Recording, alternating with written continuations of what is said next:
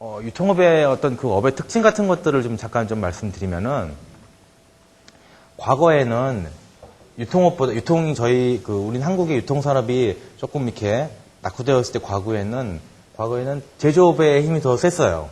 제조업의 힘이 더 셌습니다. 하지만, 물론 그렇다고 해서 지금 유통업이 더 세다 이렇게 이건 아니고요. 예, 그건 아닙니다. 하지만 지금은 유통업의 유통이 선진화되면서 유통업이 발전해서 제조업과 유통과의 관계가 수평 관계거나 아니면 그렇게 서로 큰 힘의 차이가 나지는 않습니다. 그러다 보니까 유통업의 역할이 더 커지고 있는 거죠.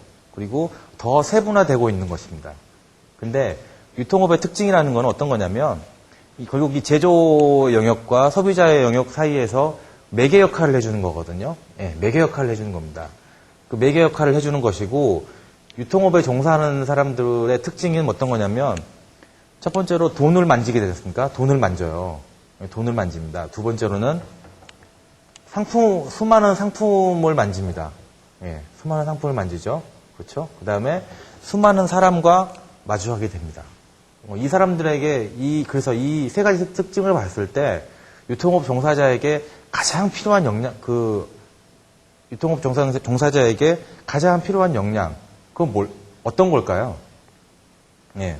어떤 게 유통업 종사자에게 가장 필요한 바람직한 모습일까요? 뭐가 가장 필요할 것 같습니까? 눈이 맞췄으니까.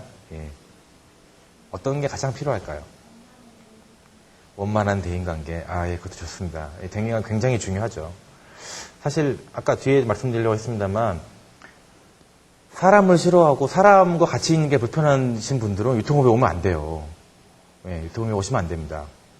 매장에 나가서 사람들과 같이 어울려가지고 상품을 보고 얘기를 하고 고객과 마주해서 자연스럽게 웃으면서 얘기를 하고 해야 되는데 사람이 싫으면 그게 되겠습니까? 예. 사람이 싫고 사람과 어울리는 게 싫고 그러면 유통업은 사실은 적절하게 어울리지는 않습니다. 굉장히 중요한 포인트죠. 또 뭐가 중요할까요? 저희 남자분은? 커뮤니케이션 스킬. 이것도 굉장히 중요하죠. 예. 커뮤니케이션 스킬,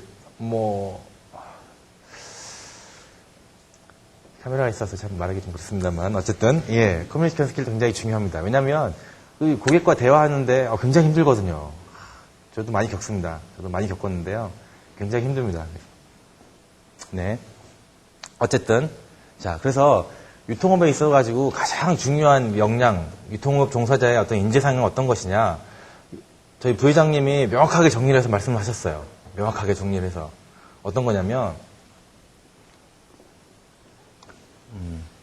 저희, 일반적으로 기업에서 인재상 있지 않습니까? 도덕인, 전문인, 실천인.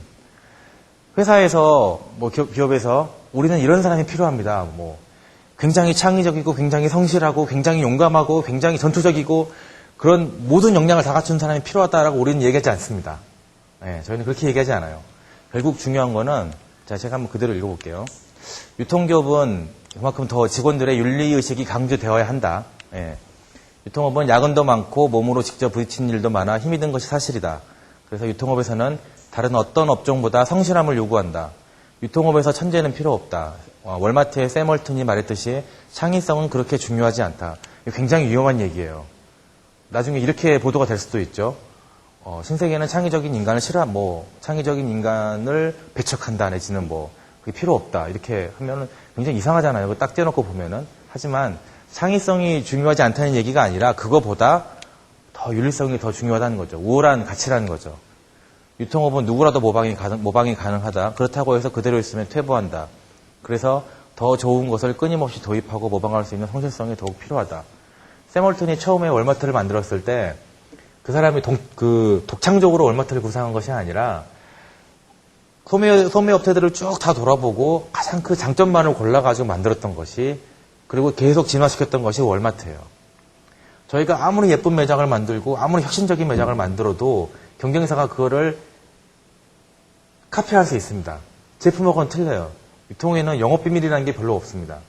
어떤 제품을 만들기 위해서 수많은 돈을 투자해서 사람을 투자해서 비밀리에 기술을 테크놀로지를 만들어가지고 그걸로 상품을 내고 이런 제조하고는 근본적으로 틀린 거죠. 예. 결국 어떤 거냐면 한 사람의 천재가 그 어마어마한 제품을 내놓는 게 중요한 게 아니라 여러 명이서 열심히 해서 유기적으로 움직이는 게 더 중요한 게 유통입니다. 굉장히 그 간단하지만 보편적인 진리가 있는 거죠. 예. 그래서 팀플레이를 중시하고 그 개개인의 성실성과 윤리성을 중요시합니다.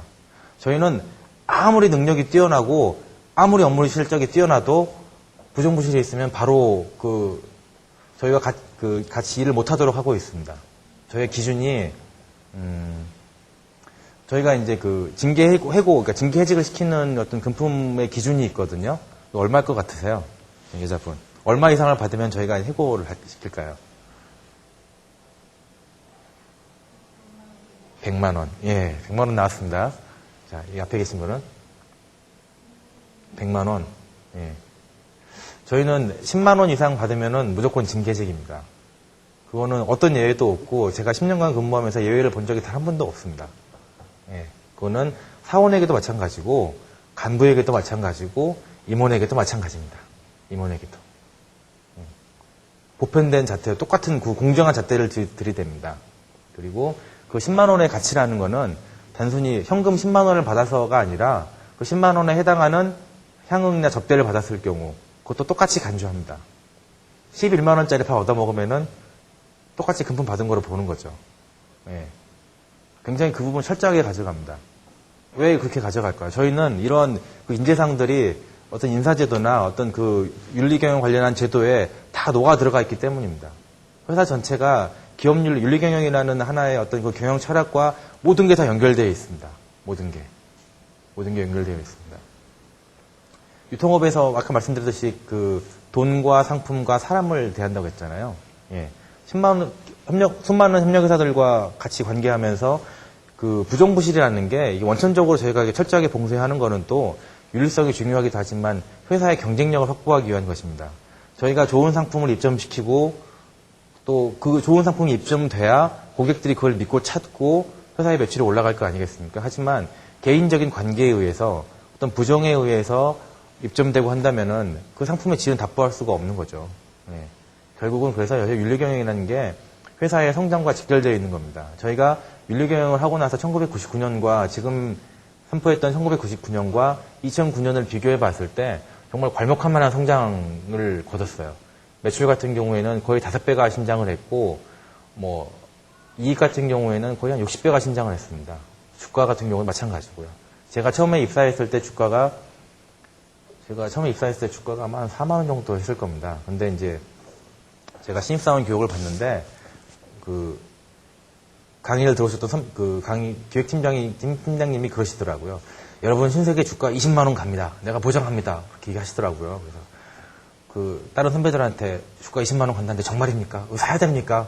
얘기를 했더니 야야 그 소리는 나 신입사원 때도 들었어. 그렇게 얘기를 하시더라고요. 근데 그게 제가 같이 일을 하면서 3년, 4년 되면서 정말 그게 20만 원 되고 30만 원 되고 70만 원까지 됐다가 지금 한 50만 원 정도 하고 있습니다. 어쨌든 그 얘기는 뭐냐면 회사가 그 기본 정신이나 가치 같은 것들을 10년간 꾸준히 지켜오면서 예외를 두지 않았기 때문에 계속 발전해왔다는 거죠.